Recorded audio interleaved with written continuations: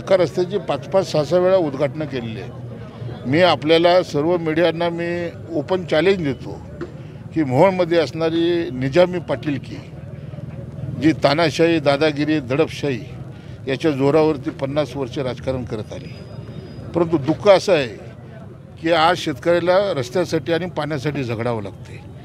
कित्येक अशी कामं आहेत की ज्याची उद्घाटनं हे विद्यमान आमदार यशवंत माने आणि त्या तालुक्याचे मालक म्हणणारे जे कोण आहेत राजन पाटील यांनी नारळ फोडले। 2-2 वर्ष झालं, कित्येक इमारती, कित्येक कामं अजूनही झालेली नाहीत आणि त्याच गावच्या लोकांनी ग्रामपंचायतच्या पत्रावरती माझ्याकडे ज्या पद्धतीने मी निधी आणला परवा मोहोळ तालुक्याच्या रस्त्यासाठी 7 कोटी, आज आमच्या गोपाळपूरसाठी 3 कोटी रुपये, तर अपेक्षा लोकांच्या वाढल्या।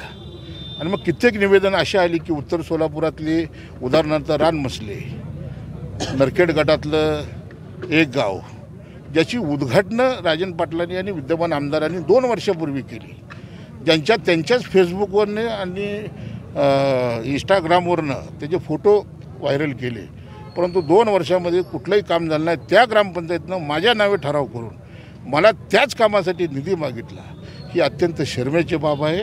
आणि म्हणून मी तुम्हाला आज सांगतो की मोहोळ तालुक्यामध्ये असणारी ही निजामी पाटील आहे, जी तानाशाही, दादागिरी, खोटं बोलणे, काम न करता देखावा म्हणून लोकांची फसवणूक करणे, एक रस्त्याची 5-5 वेळा उद्घाटन करूनसुद्धा तिथले रस्ते झाले नाहीत, असे जवळजवळ 200 ते 250 रस्ते आदरणीय महाराष्ट्राचे मुख्यमंत्री एकनाथजी शिंदे आणि त्यांच्या मंत्रिमंडळात असणारे आमचे शिवसेना भाजपाचे मंत्री, आत्तापर्यंत मला तिथून 40 रस्त्याला मंजुरी दिली।